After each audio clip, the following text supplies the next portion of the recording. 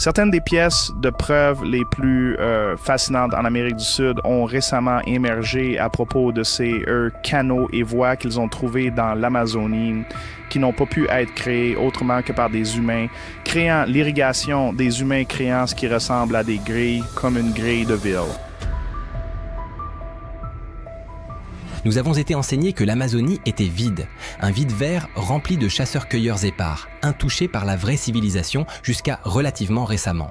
Les archéologues ont découvert une immense ville ancienne cachée sous terre. Les archéologues croient avoir trouvé une ville perdue dans l'Amazonie. Cette chronologie vient de s'effondrer. Une nouvelle expédition a suivi une piste d'anomalies magnétiques inexpliquées profondément dans la jungle et a découvert une chambre scellée cachée à l'intérieur d'une crête de calcaire. À l'intérieur, ils n'ont pas trouvé d'outils primitifs ni d'abris simples. Ils ont trouvé les côtes de géants de l'ère glaciaire éteints, arrangés comme une cathédrale. La datation au carbone a placé la structure bien en dehors de l'histoire acceptée. Quiconque a construit cet endroit possédait des compétences avancées en ingénierie des milliers d'années avant qu'on ne suppose qu'elles existaient. Et ils ont laissé derrière eux un message qui réécrit l'histoire humaine.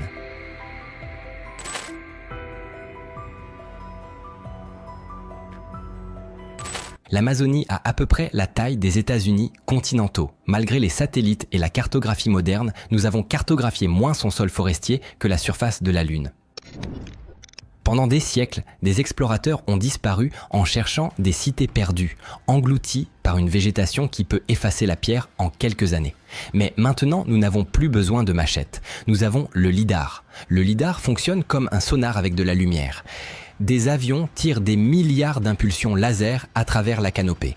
La plupart frappent des feuilles, mais certaines atteignent le sol et rebondissent. En supprimant numériquement la végétation, la forêt disparaît.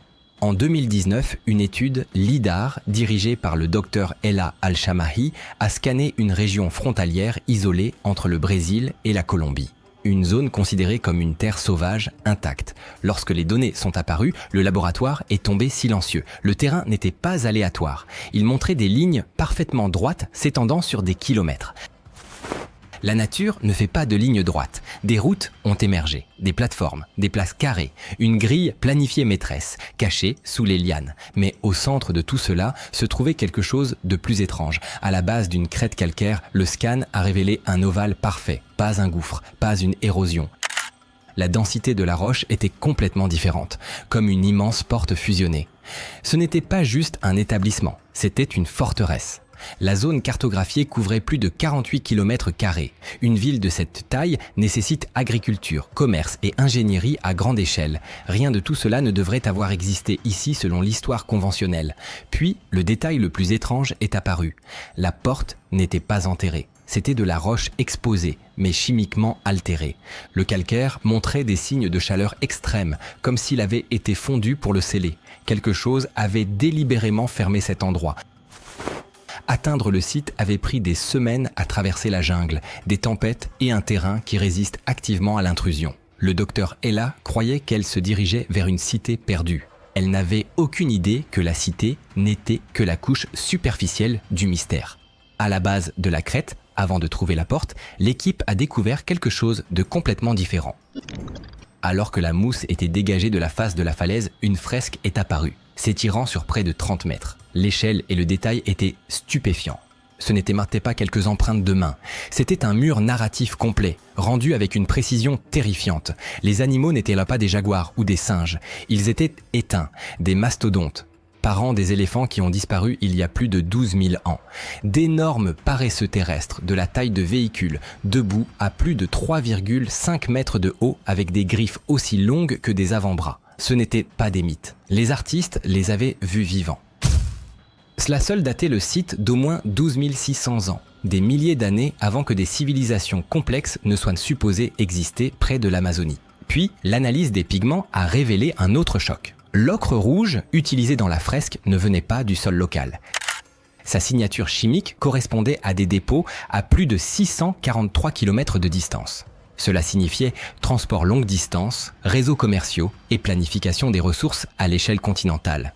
Ces gens ne survivaient pas à peine. Ils étaient organisés, et quelque chose dans la fresque était profondément troublant. Chaque animal était représenté en mouvement, en train de courir, fuyant depuis une seule direction, la panique figée dans la pierre. Au centre se dressait une figure humaine sous un symbole étrange, un anneau dentelé dans le ciel comme du feu. À proximité, des points formaient un motif précis. Un astronome de l'équipe l'a reconnu instantanément. C'était une carte d'étoiles.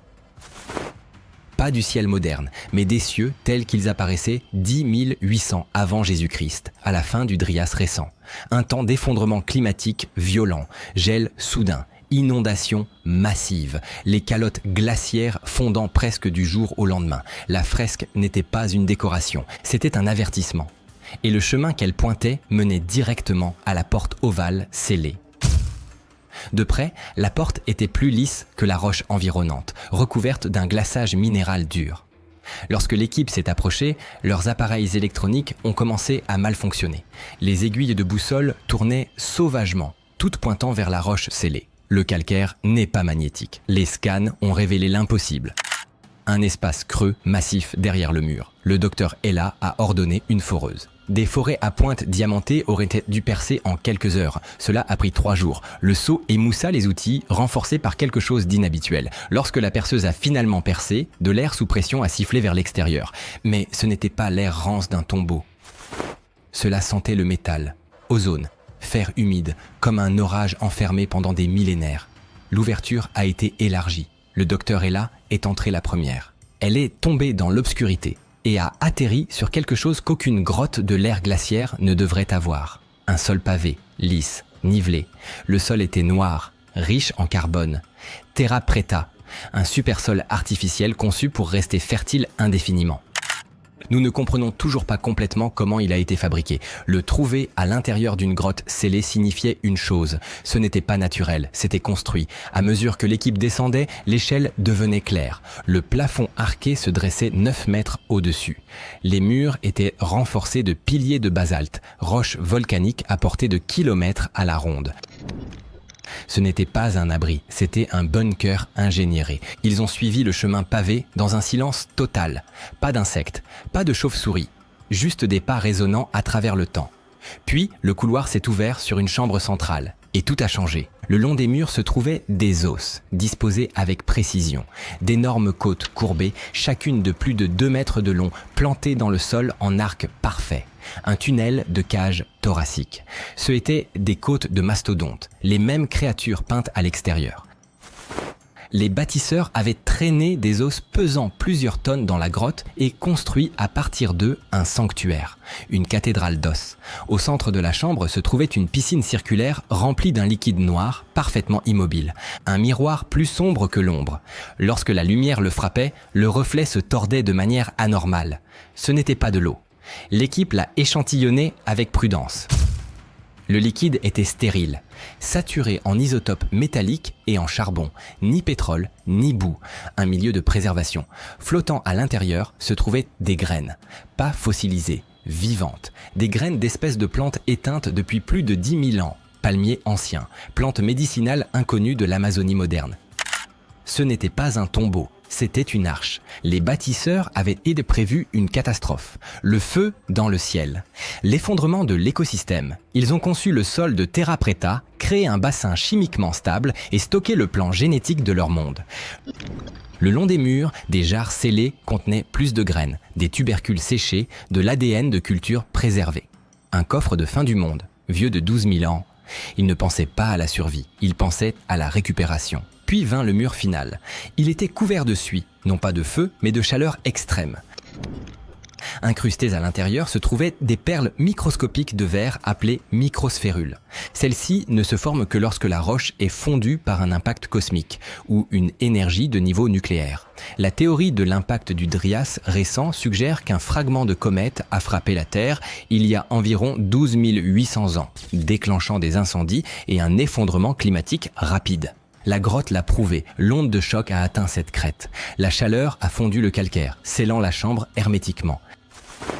Les bâtisseurs n'ont pas disparu, ils étaient piégés. Ou ils l'ont scellé délibérément, protégeant son contenu pour que quelqu'un d'autre le découvre. Le magnétisme à l'extérieur provenait des piliers de basalte, chargés par d'énormes tempêtes électriques pendant l'impact. Chaque élément à l'intérieur de la grotte était un enregistrement physique d'un monde en train de finir. Puis l'équipe a trouvé autre chose, des outils en obsidienne, élégants, tranchants, parfaitement préservés. Il n'y a pas d'obsidienne en Amazonie.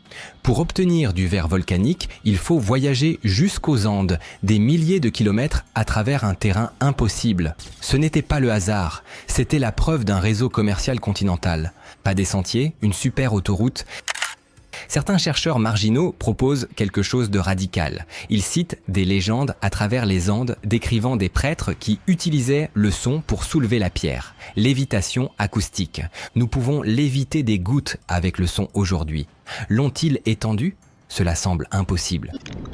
Mais ensuite, vous remarquez à quel point les outils sont impeccables. Les outils n'étaient pas éparpillés. Ils étaient disposés proprement, parallèlement, organisé comme un atelier interrompu en plein travail. Mais personne n'est revenu. Il n'y avait pas de corps, pas de tombe, pas de reste. Si c'était un bunker, où étaient les gens ? S'ils avaient fui, pourquoi laisser derrière eux leurs outils les plus précieux ? Le docteur Ella croit que la grotte n'a pas été construite pour eux. Elle a été construite pour nous. D'autres vont plus loin. Ils citent des anomalies électromagnétiques et proposent la théorie du décalage de phase. Et si cette culture avait découvert un moyen de faire vibrer la matière, se déplaçant latéralement dans une autre dimension au moment de la catastrophe ? D'anciennes légendes à travers les cultures décrivent des êtres disparaissant dans des éclairs de lumière. Peut-être qu'ils ne sont pas allés vers les étoiles, peut-être qu'ils sont encore ici, ou peut-être que la réponse est plus simple et plus sombre. Le climat s'est effondré trop vite, la mégafaune est morte en masse, leur nourriture a disparu, la survie était impossible. Alors ils ont pensé à l'héritage. Ils ont scellé le coffre, préservé les graines, les ont protégées avec de la pierre magnétisée et une stabilisation chimique, puis ont fermé la porte. Ce qui s'est passé ensuite reste inconnu. Certaines traditions autochtones parlent de gens à l'intérieur, des civilisations sous la terre, vivant dans d'immenses systèmes de cavernes. Si le lidar a révélé des tunnels s'étendant sur des centaines de kilomètres, peut-être que ce n'était pas juste un bunker, peut-être que c'était une entrée. Quelle que soit la vérité, cette découverte force une réécriture de l'histoire. La civilisation n'a pas commencé il y a 6000 ans en Mésopotamie. Elle a émergé bien plus tôt. Ces gens maîtrisaient la géologie, la chimie, l'agriculture, l'astronomie. Ils suivaient les cycles cosmiques. Ils ont affronté une catastrophe climatique soudaine, quelque chose à quoi nous sommes encore vulnérables aujourd'hui. Cela mène à la théorie de la culture mère. Pas l'Atlantide comme une fantaisie, mais comme une véritable civilisation de l'ère glaciaire dont les colonies s'étendaient à travers le globe. Les symboles ici correspondent à ceux de Göbekli Tepe en Turquie, en Indonésie, à travers les continents. Parmi les artefacts se trouvent des breloques en or en forme d'aéronefs. Les archéologues les appellent des insectes, mais dans des tunnels à vent, ils génèrent de la portance. Si le vol existait, ce n'était pas une cité d'or, c'était une cité de connaissances. Le véritable trésor n'était pas la richesse, c'était la preuve que l'humanité s'est élevée et est tombée auparavant. Alors combien d'autres coffres sont encore cachés sous l'Amazonie ? Et combien de notre passé est encore enterré, attendant d'être rouvert ?